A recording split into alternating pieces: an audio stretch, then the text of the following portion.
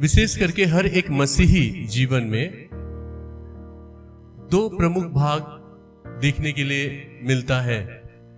एक है प्रार्थना और दूसरा उपवास।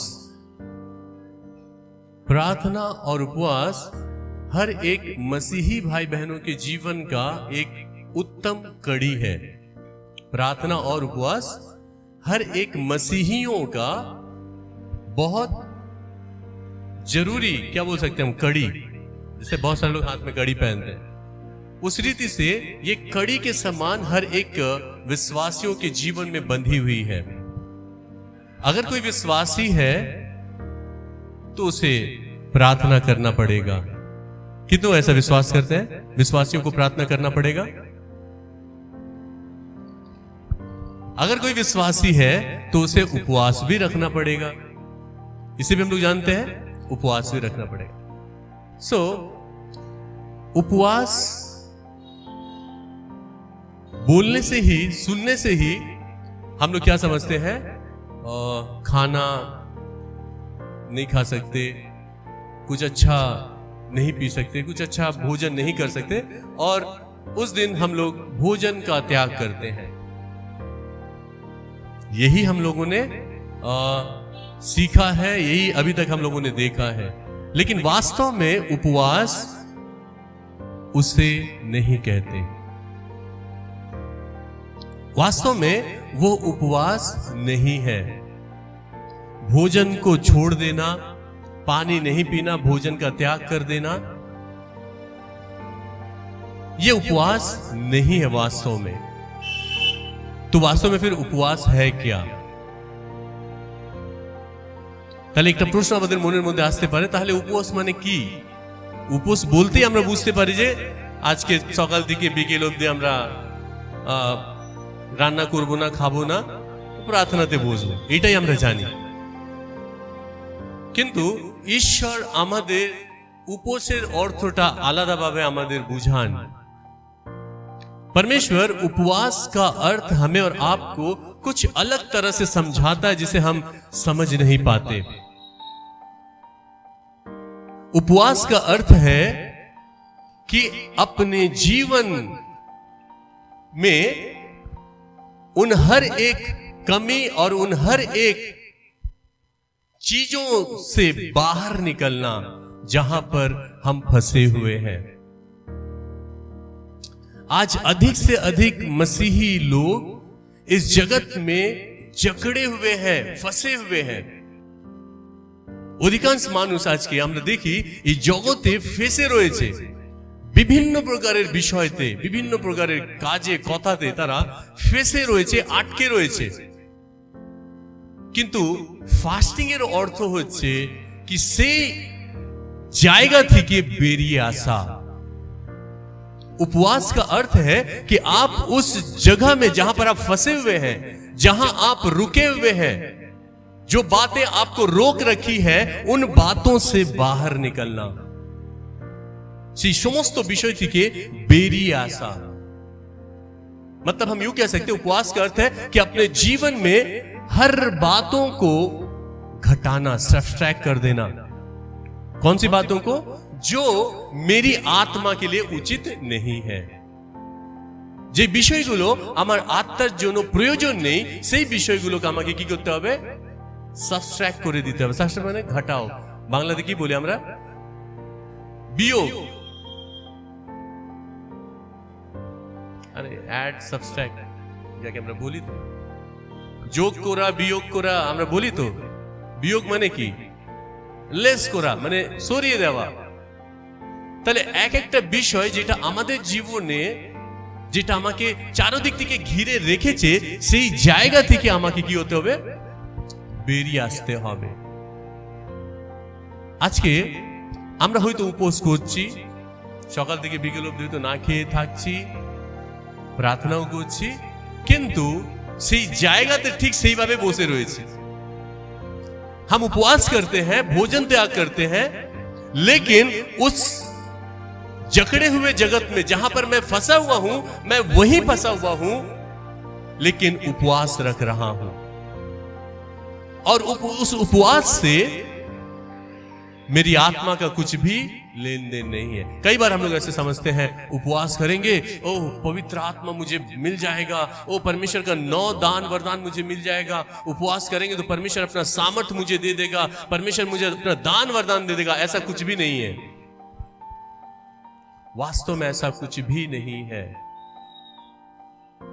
उपवास का अर्थ है कि आप अपने जीवन को परमेश्वर की ओर मोड़ना, आप अपने जीवन को परमेश्वर के करीब लेकर आना, आप अपने हृदय को परमेश्वर के करीब लेकर आना।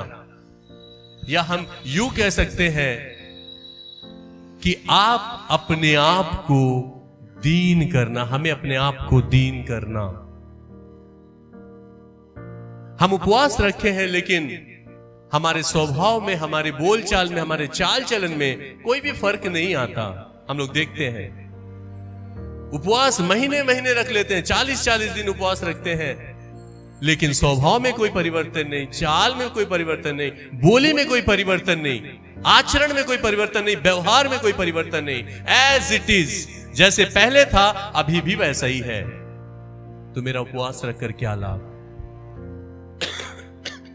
ऐसा उपवास यीशु मसीह हमसे और आपसे नहीं चाहता। प्रभु यीशु मसीह हमसे और आपसे ऐसे उपवास की आशा नहीं करता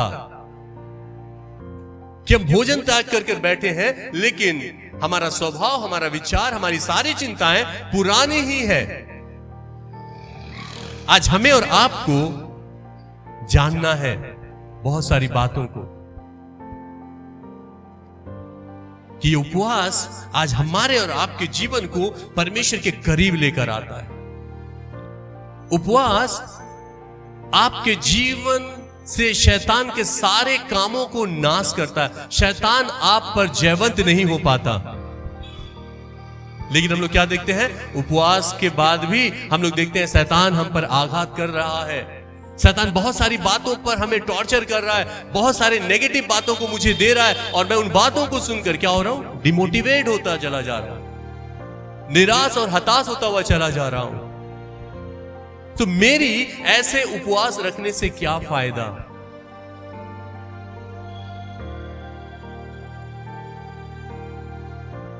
प्रार्थना हम लोग करते हैं, बाइबल में हम लोग देखते हैं कई तरह का प्रार्थना है। धन्यवाद का प्रार्थना, अभिषेक का प्रार्थना, याचना की प्रार्थना, पवित्र आत्मा की प्रार्थना, बहुत तरह की प्रार्थनाएं हैं। लेकिन मेरी प्रार्थना उपवास के समय कैसी होती है? मैं कैसा प्रार्थना परमेश्वर के पास करता हूं? मेरी प्रार्थना क्या सचमुच परमेश्वर के ग्रहण करने योग्य होती है?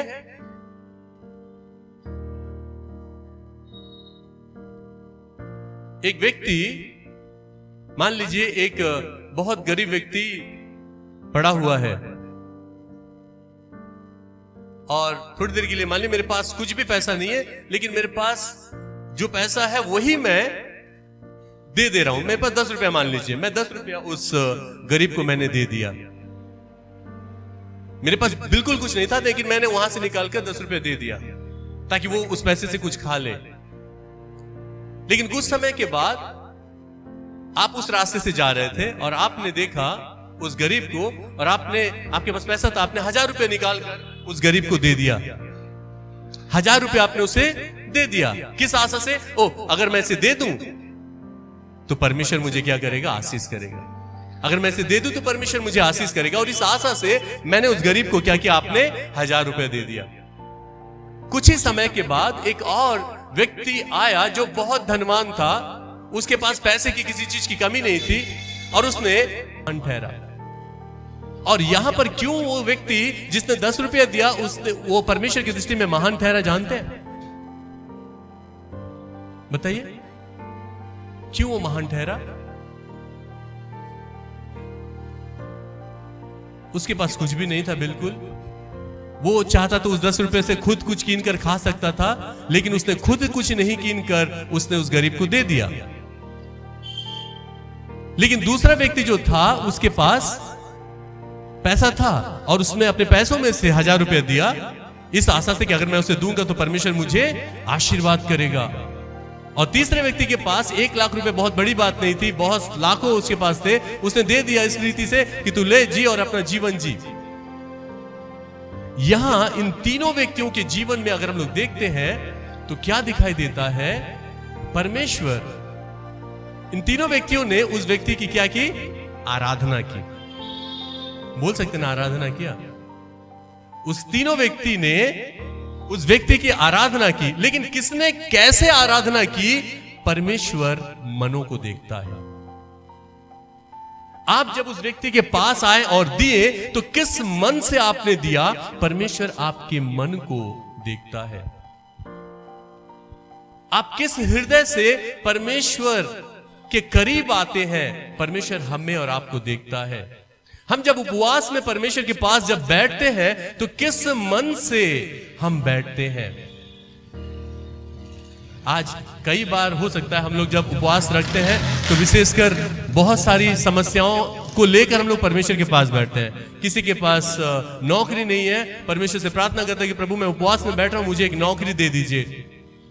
कुछ लोग बोलते हैं कि प्रभु मेरे पास रहने के लिए घर नहीं है, एक घर मुझे दे दीजिए प्रभु, मैं इसलिए उपवास रख रहा हूं। कई लोग विवाह नहीं हो रहा, शादी नहीं हो रहा, शादी के लिए अच्छा फैमिली लेकर आइए प्रभु, इसके लिए हम उपवास रख रहे हैं। सो कई तरह का रीजन हो सकता है हम लोगों के पास, लेकिन इन रीजन को लेकर जब हम परमेश्वर के पास प्रार्थना में बैठते हैं, परमेश्वर जरूर देता है, लेकिन हमें ध्यान देना है कि जब हम उपवास में बैठते हैं, हम अपनी समस्याओं को लेकर जब परमेश्वर के पास में आते हैं, क्या यह उचित है?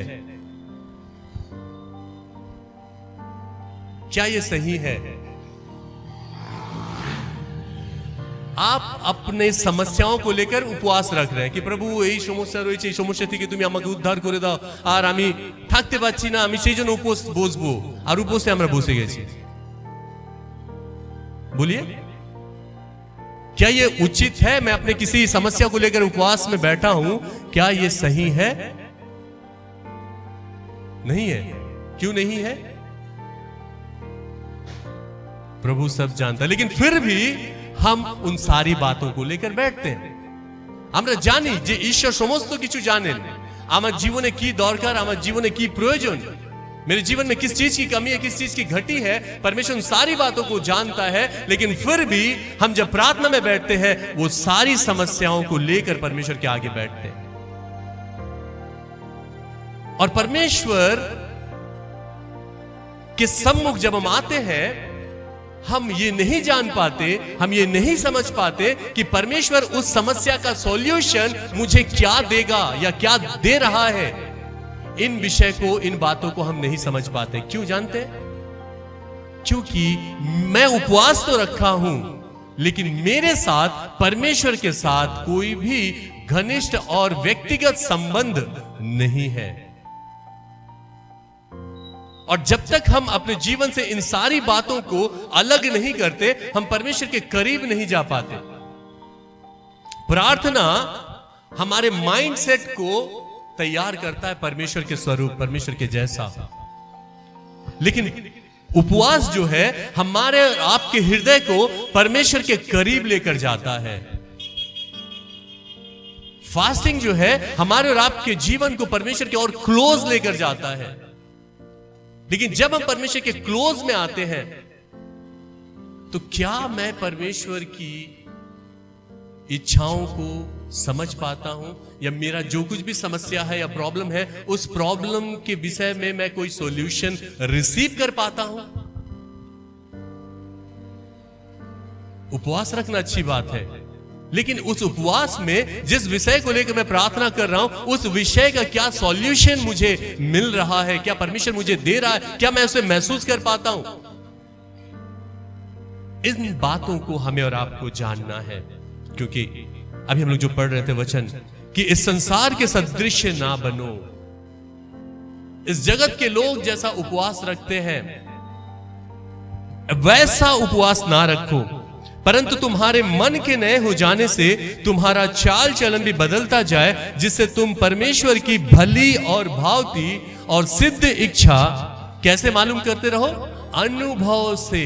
एक्सपीरियंस, आपका प्रभु यीशु मसीह के साथ एक अच्छा एक्सपीरियंस का होना बहुत जरूरी है। आप जब प्रार्थना में बैठते हैं, आपके जीवन में यीशु का एक्सपीरियंस होना बहुत जरूरी है। अगर आपके जीवन में प्रभु यीशु मसीह का अनुभव नहीं है, तो आप उपवास में बैठेंगे, नहीं खाकर बैठेंगे और उपवास प्रार्थना खत्म करके उठ जाएंगे, लेकिन कुछ भी आपको हासिल नहीं होगा। ना ही पवित्र आत्मा, ना ही कोई चमत्कार, ना ही कोई सामर्थ्य। उपवास का अर्थ यह नहीं है कि परमेश्वर आपको आत्मा से भर देगा। उपवास का अर्थ यह नहीं है कि वो आपके जीवन को अपनी सामर्थ्य से भर देगा। ऐसा नहीं है। उपवास का अर्थ है कि वो आपको दीन करना चाहता है, दीनता में देखना चाहता है, ताकि आप अपने आप को और भी दीन और नम्र कर सके। क्योंकि जब तक हम अपने आप को दीन और नम्र नहीं करते, परमेश्वर के शब्दों को हम सुन नहीं सकेंगे। परमेश्वर के शब्दों को सुनने के लिए हमें और आपको अपने आप को दीन करना पड़ेगा। कई बार, बहुत बार विश्वासी लोग इस तरह से भी प्रार्थना करते हैं कि प्रभु तू मुझे चला, प्रभु तू मुझे उठा, प्रभु तू मुझे बल दे, प्रभु तू मुझे, मेरे मन को बदल दे, मेरे जीवन से हर एक भूल को निकाल दे, हर एक गलतियों को निकाल दे। प्रभु प्रार्थना करते हैं हम लोग, लेकिन क्या परमेश्वर इन प्रार्थनाओं से सहमत होता है? आप बोलेंगे प्रभु मुझे खिला दे, प्रभु हमें खिलाएगा? बोलिए, प्रभु আমাকে খাইয়ে দাও। আমরা প্রার্থনা করি প্রভু আমাকে খাইয়ে দাও। আমার দুটো হাত রয়েছে, আমি বলছি প্রভু আমাকে খাইয়ে দাও। এটা কি পসিবল? এটা ইম্পসিবল। কেন? ঈশ্বর আপনাকে খাওয়ার জন্য দুটো হাত দিয়েছেন। প্রভু আমার মনটা ফিরিয়ে দাও। এবার মনটা কি প্রভু ফিরাবে, না আমাকে নিজে ফেরাতে হবে? বলুন, নিজেকে ফেরাতে হবে। हमें अपने जीवन में कुछ प्रार्थना हम ऐसे करते हैं जो सही नहीं होती, जो बिना समझे हम परमेश्वर के आगे प्रार्थना करते हैं, जो उचित नहीं है।